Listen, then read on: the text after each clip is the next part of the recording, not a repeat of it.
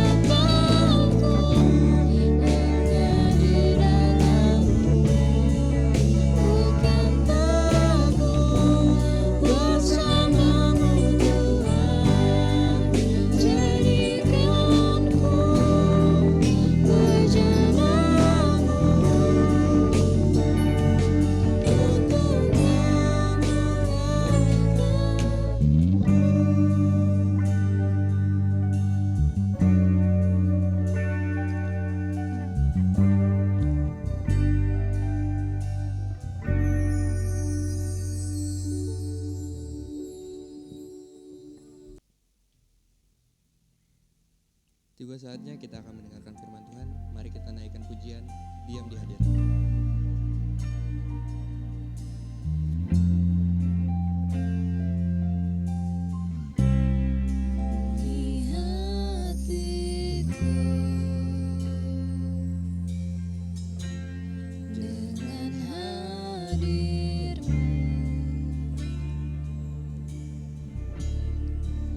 Ku rindu memandang wajah-Mu, oh Tuhan, di dalam kekudusan-Mu.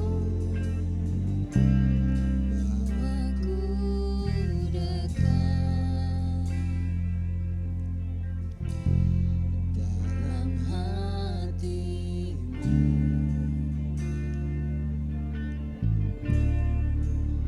Ku rindu mendengar suara-Mu, oh Tuhan, di tempat kudus-Mu sekarang. Ku rasakan kasih-Mu dan indahnya kekudusan-Mu, penuhi dengan kasih-Mu. Diam di hadirat-Mu, ku mengangkat tanganku dan ku bersyukur menyembah-Mu, penuhi dengan kasih-Mu. Diam di hadirat-Mu.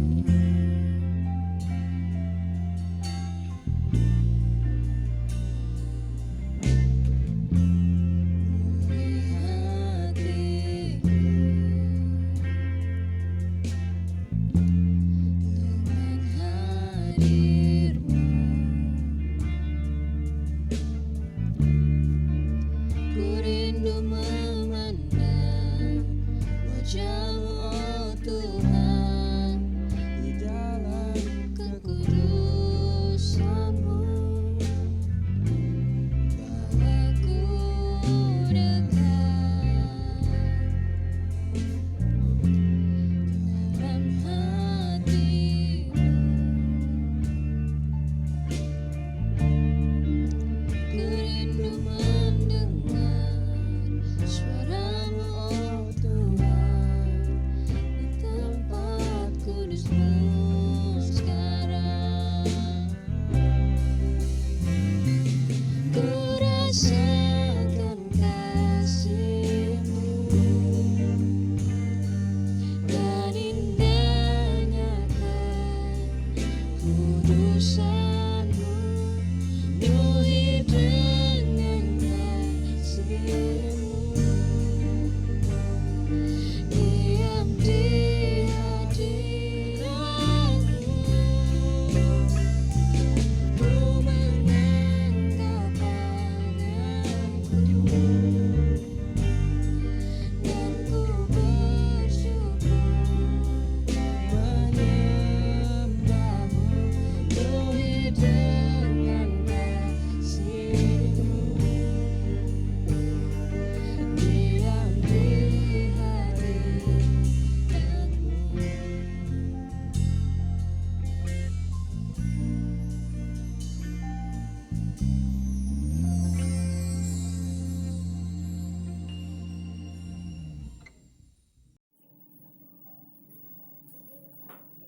Shalom teman-teman Yefta, rekan-rekan semua yang terkasih dalam Tuhan Yesus Kristus. Tak terasa kita sudah sampai di penghujung tahun di 2020. Tentunya di tahun ini sesuatu yang kurang baik atau tidak, apa ya istilahnya, meninggalkan jejak yang kurang enak bagi kita, itu kita harus lupakan dan kita songsong di tahun 2021 dengan kekuatan yang lebih baik lagi, dengan semangat yang lebih baik lagi, tentu dengan plan-plan yang sudah kita rancangkan untuk tahun 2021 ya. Jadi pada kesempatan saat ini kita akan kembali berjumpa, kita akan merenungkan firman Tuhan untuk menyongsong tahun 2021. Tapi sebelumnya mari saya ajak teman-teman semua, teman-teman Yefta, kita berdoa bersama supaya Roh Kudus memberikan kuasanya, Roh Kudus memberikan hikmat marifat bagi kita semua untuk mendengarkan atau mengupas firman Tuhan pada kesempatan siang hari ini. Mari kita sama-sama berdoa. Tuhan Allah Bapa kami yang bertata di dalam kerajaan surga, kami mengucap syukur Tuhan Yesus di penghujung tahun ini Tuhan, kami boleh kembali Tuhan Yesus melakukan ibadah online Tuhan Yesus. Sekiranya ibadah online Yefta ini Tuhan boleh mendatangkan berkat bagi siapapun yang mendengarkannya, siapapun yang melihatnya Tuhan Yesus, sehingga mereka boleh dikuatkan, mereka boleh dimenangkan, dan mereka boleh diberkati Tuhan Yesus melalui firman-Mu. Terima kasih Bapa. Kami percaya kalau firman-Mu pada kesempatan siang hari Tuhan, boleh hamba sampaikan, biarlah Roh Kudus-Mu juga Tuhan Yesus memberikan hikmat marifat-Mu, sehingga apa yang hamba sampaikan boleh berkenan di hadapan-Mu, terlebih Tuhan Yesus boleh mendatangkan berkat dan menjadi kekuatan bagi teman-teman Yefta ini Bapa. Terima kasih Bapa, hanya di dalam nama Tuhan kami Yesus Kristus kami berdoa dan mengucap syukur. Haleluya, amin. Teman-teman Yefta yang terkasih dalam Tuhan Yesus, tentu kalau kita sudah menginjak tahun 2000, mau menginjak tahun 2021, tentu kita mempunyai planning atau mempunyai target ya. Apalagi teman-teman Yefta yang saat ini mungkin masih sudah bekerja, tentunya ya, sudah bekerja. Tentu kalau dalam dunia profesional muda atau pekerja atau seorang bisnis itu selalu mempunyai sebutnya itu KPI ya. Disebutnya KPI itu adalah indikator pencapaian suatu target di tahun 2021. Jadi kita mempunyai target di 2021, kita mempunyai target yang positif, yang benar-benar menguntungkan baik dari segi kehidupan kita maupun dari segi pelayanan kita kepada Tuhan. Jadi mungkin 2020 kita pelayanan biasa-biasa aja, kita melayani Tuhan biasa-biasa aja tanpa ada rasa tanggung jawab atau seperti apa. Nah, inilah yang menjadi KPI kita ya.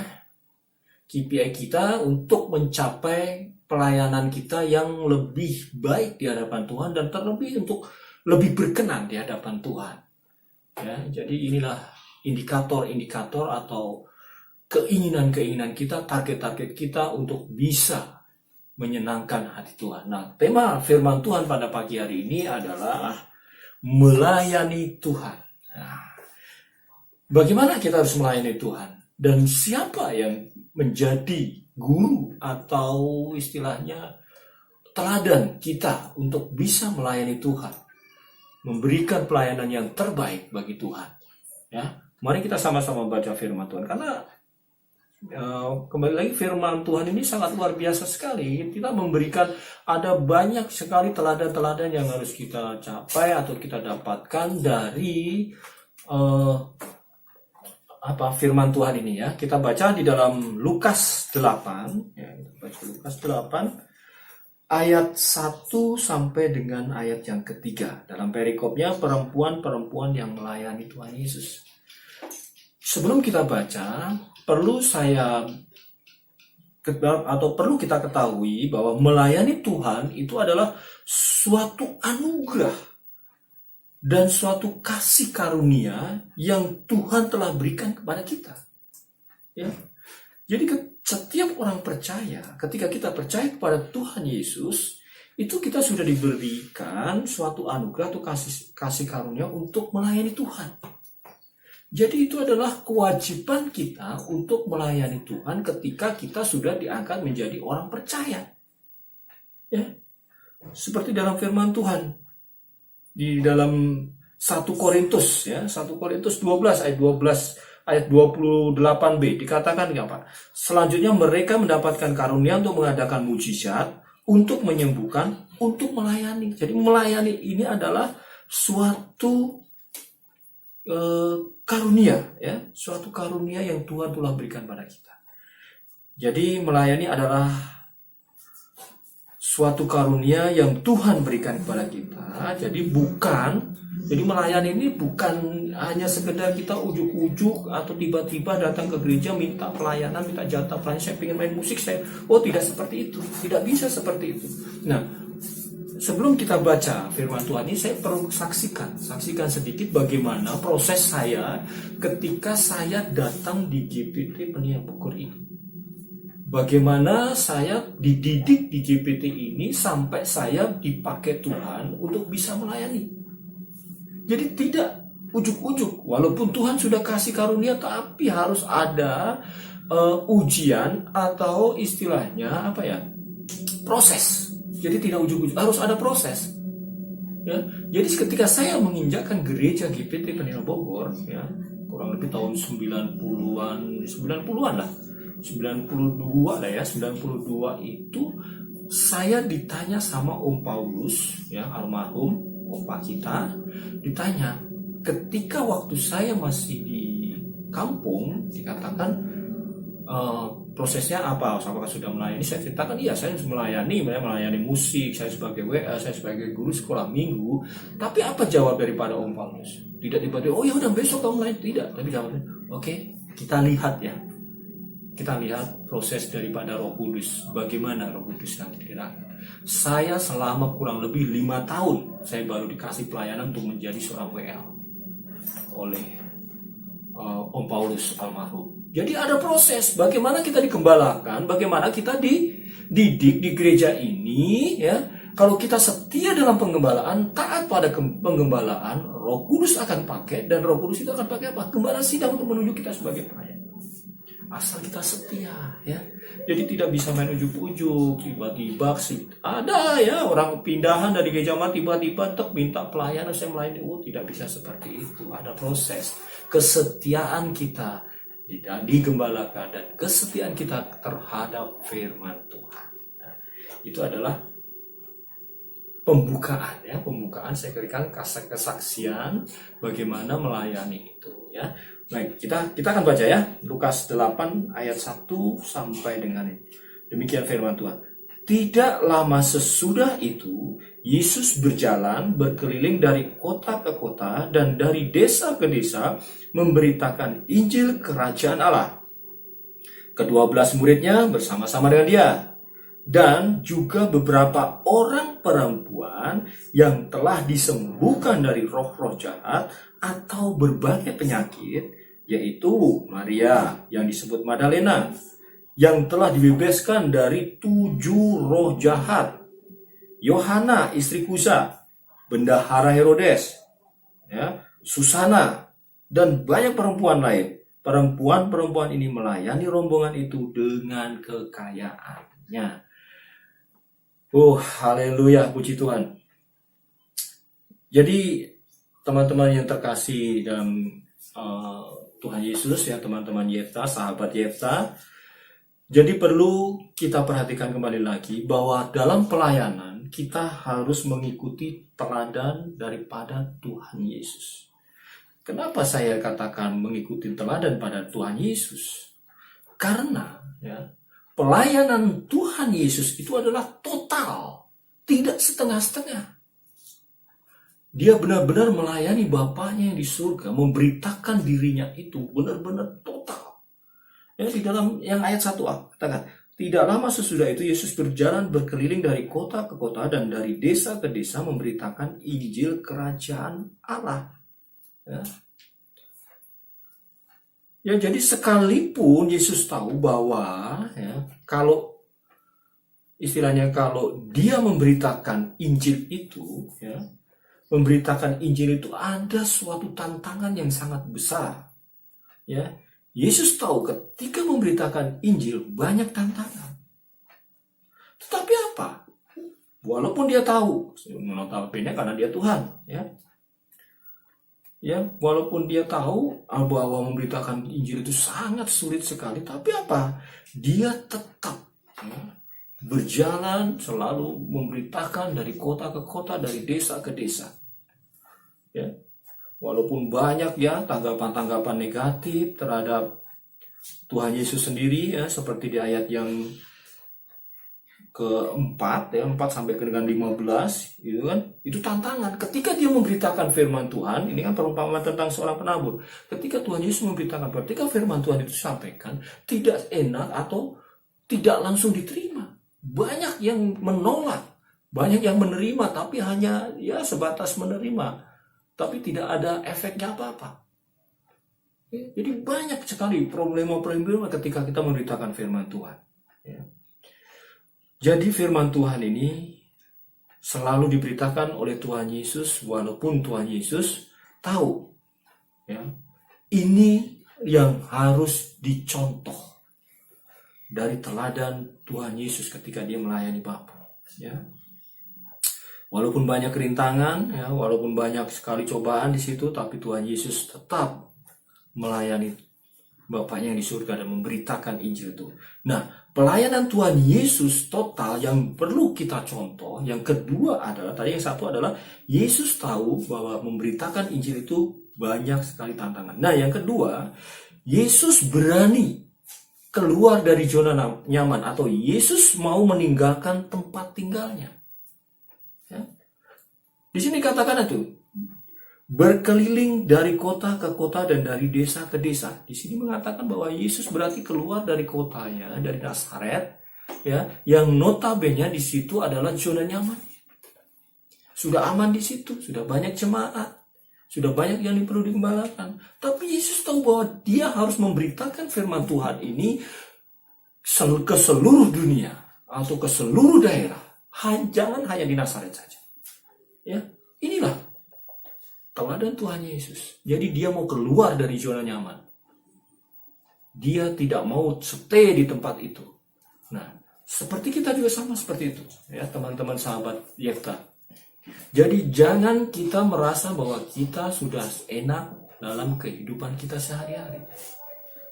Kita harus berani keluar dari zona nyaman kita. Kita harus out of the box, ya, berpikir di luar kotak, di luar akal kita, supaya apa? Menuju iman yang berkualitas, menuju pelayanan yang berkualitas seperti Tuhan Yesus. Ya, jangan santai-santai aja, mari berkembang. 2020 mau lewat. 2020 banyak kesalahan ketika kita melayani Tuhan. Nah, kita melayani Tuhan dengan tidak sepenuh hati. Ya. Kita melayani Tuhan dengan bersungguh-sungguh. 2021, mari saya ajak, ya, kita berlomba-lomba melayani Tuhan dengan sepenuh hati, dengan segenap hati, dengan segenap jiwa dan akal budi kita. Kenapa? Ketika melayani Tuhan, jerih lelah kita tidak sia-sia. Percaya itu, saya mengalami sendiri. Ya. Saya mengalami, tidak pernah sia-sia. Saya orang bekerja. Waktu saya habis buat kerja. Tapi apa? Saya diberi pelayanan yang sangat luar biasa, sangat menyita waktu dan tenaga. Mengedit video itu sangat menyita sekali. Tapi apa? Saya kerjakan dengan apa? Dengan ikhlas. Walaupun dengan badan yang capek, lelah, tapi inilah tanggung jawab. Saya melayani Tuhan dengan total.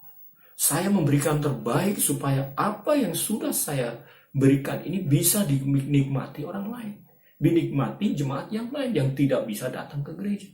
Ini adalah bukti bahwa pelayanan itu tidak main-main. Ya. Jadi sahabat Yefta yang terkasih dalam Tuhan Yesus, Tuhan Yesus mau keluar dari Nazaret yang notabene ya kota itu sudah banyak mendapatkan atau banyak mukjizat-mukjizat yang sudah terjadi di tempat itu. Ya, tapi dia mau keluar dari tempat itu pasti tentunya apa? Ya pasti ada masalah kenapa Tuhan Yesus mau keluar tempat itu. Ya, mari kita baca dalam Matius 11. Kita baca ya, kenapa Tuhan Yesus mau keluar dari Nazaret?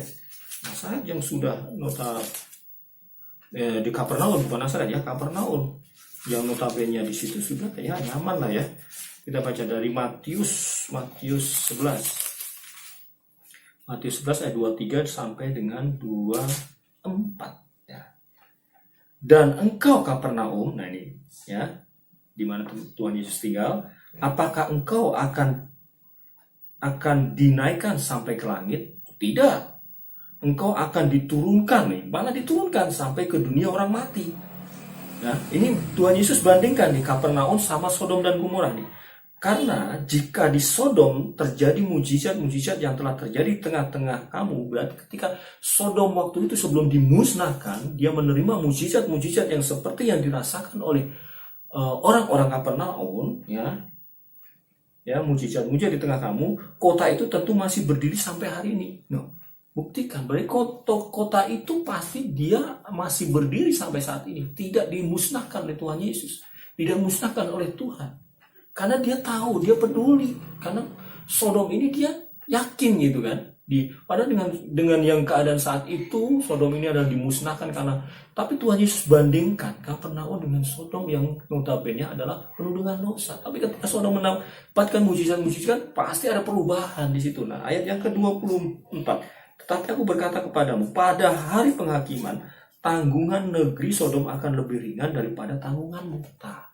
Bayangkan, Kapernaum, tempat tinggal Tuhan Yesus, banyak sekali mujizat yang terjadi di situ. Ya, akan dimusnahkan Tuhan. Karena Tuhan sudah tidak melihat lagi di situ ada kuasa, di situ ada kesungguhan lagi.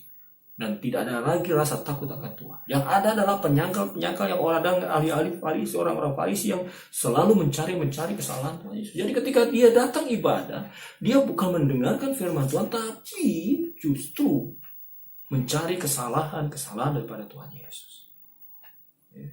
Jadi Yesus, lebih baik saya meninggalkan tempat ini, saya mencari jiwa yang lain yang lebih membutuhkan berita kebenaran, berita keselamatan. Tuhan Yesus, ya. Yang ketiga, yang perlu kita contoh dari teladan yaitu pelayanan Tuhan Yesus yang total ini adalah tidak terfokus dalam gereja. Ya, jadi pelayanan Tuhan Yesus itu tidak fokus pada gereja, ya. Tuhan Yesus tahu bahwa di dalam gereja sudah tidak ada lagi yang kompromi dengan firman Tuhan. Di Kapernaum, makanya tadi di dalam Matius 11 tadi katakan, ya, bahkan dia lebih buruk daripada Sodom. Bayangkan teman-teman semua, ya. Jadi ketika firman Tuhan disampaikan di gereja, orang yang datang ke gereja itu bukan fokus pada firman Tuhan, tapi fokus pada hal-hal dunia. Fokus kepada orang yang menyampaikan, fokus kepada Tuhan Yesus, mencari-cari kesalahan, ya. Itulah kenapa Tuhan Yesus keluar dari gereja, ya. Makanya dari itu Tuhan Yesus mengalihkan pelayanannya atau pemberitaan firman Tuhan dan keselamatan itu di luar gereja. Kita baca Markus 16. Ya. Di dalam Markus 16, di sana dikatakan bahwa pergilah ke seluruh dunia, beritakanlah Injil kepada segala makhluk. Jadi harus pergi, jangan di gereja aja, pergi. Berarti memang Tuhan Yesus ini selain ada di gereja sudah tidak ada yang mendengarkan lagi, dia mengikuti apa yang difirmankan Tuhan. Jadi memberitakan firman Tuhan bukan hanya di gereja, bukan hanya di tempat ibadah. Dimanapun kita berada, itu harus memberitakan firman Tuhan. Betul, ya? Dan memberitakan firman Tuhan gak perlu khotbah juga. Banyak sekali-kali kita tanyakan terus, memberitakan firman Tuhan gak perlu khotbah, berat kalau khotbah itu. Cukup dengan tingkah laku kita, tutur kata kita, bahwa itu udah memberitakan kebenaran firman Tuhan. Karena orang akan melihat, oh ini orang Kristen seperti ini ternyata. Kasihlah musuhmu, ya. Kasihlah sesamamu. Tidak ada benci, tidak ada dengki, tidak ada pembalasan. Walaupun kita disakiti, ya, tapi kita tetap mengasihi mereka. Amin. Itulah anak-anak Tuhan. Nah, teman-teman yang terkasih dalam Tuhan Yesus, dan yang keempat adalah fokusnya Tuhan Yesus itu hanya memberitakan, ya, Injil, memberitakan kebenaran, memberitakan keselamatan. Itulah menjadi fokus pelayanan daripada Tuhan Yesus. Kalau sekarang gereja itu lebih sibuk dengan hal-hal yang ya nggak terlalu penting lah, ya, banyak ngurusin organisasi, banyak mengurusin katekisasi, pemberkatan nikah, tapi firmannya sendiri nggak diurusin, tidak difokuskan untuk memberitakan itu, ya. Jadi kembali lagi, mari kita ngikutin teladan pelayanan daripada Tuhan Yesus di tahun 2021. Kita bersama-sama melayani Tuhan Yesus dengan semangat, dengan tanpa rasa takut, ya, tanpa rasa apa-apa. Tapi kita berdoa sama Tuhan. Kita berdoa sama Roh Kudus.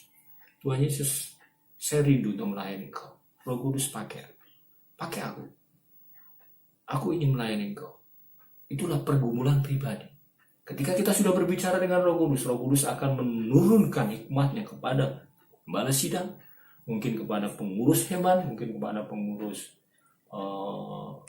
WL-nya, koordinasi WL, ya, banyak sekali. Itu berarti peningkatan iman, kualitas rohani kita meningkat di tahun 2021. Jadi sahabat Yefta yang terkasih dalam Tuhan Yesus, firman Tuhan tidak perlu saya panjang lebarkan, ya. Tapi kita bisa ngambil contoh di sini, ya, kalau kita baca di ayat-ayat selanjutnya itu bahwa di sini banyak sekali contoh pelayanan, yaitu seperti wanita-wanita ini yang setia melayani Tuhan Yesus. Karena kalau kita pelajarin lebih detail lagi bahwa kayak Maria Magdalena ini adalah perempuan-perempuan yang setia sampai dengan Tuhan Yesus mati di kayu salib, meninggal di kayu salib. Siapa yang menunggui? Ya, perempuan-perempuan ini. Siapa yang tahu terlebih dahulu ketika Tuhan Yesus tidak ada di bawah? Maria. Nah, inilah bukti kesetiaan, kesungguhan hati perempuan-perempuan ini seperti Maria yang Magdalena, Yohana istri Kusa yang notabene adalah seorang bendahara, istri dari seorang bendahara Herodes yang tentu orang kaya, tentu orang yang banyak harta, tapi dia mau meninggalkan itu semua untuk mengikut Tuhan Yesus, melayani Tuhan Yesus. Terus sama lagi satu lagi, Susana. Cuma Susana memang saya cari-cari Susana ini siapa sebenarnya, itu cuma tidak banyak dibahas. Tapi Susana ini adalah salah satu mungkin dia mengalami mujizat kesembuhan. Tapi sekarang ketika kita mau melayani Tuhan, kita tidak perlu menunggu ada mujizat terjadi pada hidup kita. Mungkin kita disembuhkan dari segala penyakit, mungkin kita disembuhkan atau diberkati, mungkin kita dikasih apapun. Tidak perlu menunggu seperti itu. Kini saatnya buka hati kita. Jangan keraskan hati kita. Buka hati kita supaya Roh Kudus berkarya dalam hidup kita, berserah kepada Tuhan, ya. Tuhan Yesus pasti akan pakai kita sebagai pelayan-pelayan yang luar biasa. Amin. Siap melayani Tuhan. Persiapan menginjak tahun 2021, masih beberapa minggu lagi, ya. Kita harus introspeksi diri. Kita harus mau mengecek segenap kehidupan rohani kita. Ya, apakah ketika kita beribadah ke gereja itu sudah kita benar-benar hati dan pikiran kita tertuju pada firman Tuhan, atau tertuju pada pelayanan kita, atau bagaimana pelayanan kita? Apakah pelayanan kita hanya untuk mengejar sesuatu, atau mungkin ya pelayanan mungkin karena supaya dilihat orang, atau pelayanan yang ada sesuatu, ada udang di balik batu lah. Ya, seperti itu. Nah, mari perbaiki kehidupan pelayanan kita di tahun 2021. Anak-anak muda semua tetap semangat.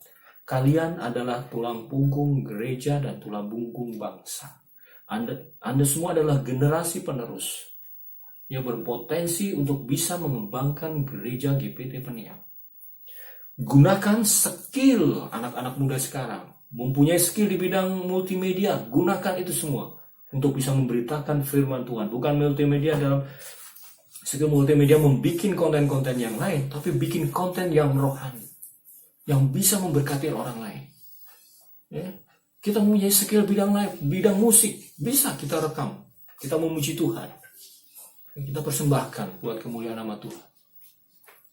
Seperti itu. Jadi mari kita gali potensi di masa muda kita di tahun 2021. Masa kalah sama Om? Masih muda memang kan, tapi masih semangatnya tidak kalah dengan anak-anak muda sekarang. Jangan sampai kalah. Kalian adalah generasi emas, the best people Tuhan Yesus. Ya, beberapa minggu yang lalu saya sampaikan firman Tuhan, ya, di ibadah. gambar the best people-nya Tuhan Yesus. Ya, kalau kita mau jadi the best people, kita sudah ditunjuk sebagai Tuhan Yesus, bahwa kita ditunjuk sebagai the best people, berarti kita harus memberikan yang terbaik bagi Tuhan, melayani Tuhan total, jangan setengah-setengah. Teladan Tuhan Yesus kita ikuti. Amin. Di 2021, mari kita berlomba-lomba untuk mencari dan terus mencari firman Tuhan dan terus memberikan yang terbaik untuk Tuhan kita Yesus Kristus, karena Dialah jalan dan kebenaran dan hidup, dan tidak ada jalan lain untuk menuju ke rumah Bapa selain melayani Tuhan. Jangan tinggalkan Tuhan Yesus apapun yang terjadi. Anak-anak muda, banyak sekali godaannya, tapi percayalah, kekuatan Roh Kudus ada di dalam hati kita. Amin. Puji Tuhan. Tuhan Yesus memberkati. Mari kita sama-sama berdoa. Tuhan Allah Bapa kami yang bertata dalam kerajaan surga, kami mengucap syukur Tuhan. Firman-Mu singkat dan padat Tuhan. Kami hanya ingin mengikuti teladan-Mu Tuhan Yesus, yang sungguh-sungguh melayani Engkau, sungguh-sungguh memberikan yang terbaik buat Bapa, selalu memberitakan yang terbaik, melayani Engkau sungguh-sungguh total, tidak setengah-setengah Tuhan Yesus. Oh, Roh Kudus sangat luar biasa. Pakai anak-anak-Mu, remaja pemuda Yefta ini Tuhan Yesus, untuk bisa melayani Engkau lebih dahsyat lagi. Di tahun 2021 kami serahkan anak-anak-Mu pemuda Yefta ini Tuhan, untuk berkembang dalam pelayanannya, untuk selalu meningkatkan pelayanannya, tidak kendor Tuhan Yesus, dan terlebih iman kesetiaannya kepada Engkau Tuhan Yesus, itu yang perlu kami jaga Tuhan. Berikan roh kekuatan Tuhan, jangan relakan atau jangankan berikan mereka kelemahan untuk meninggalkan Engkau, tapi sebaliknya Tuhan berikan kekuatan untuk bertahan dalam ujian di tahun 2021 nanti Tuhan Yesus.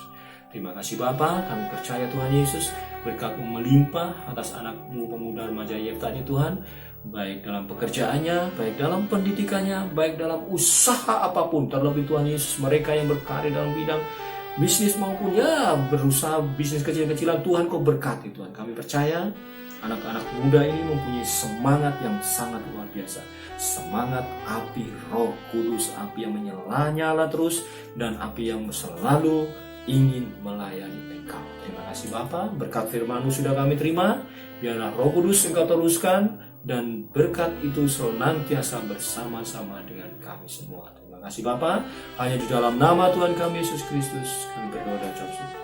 Haleluya. Amin.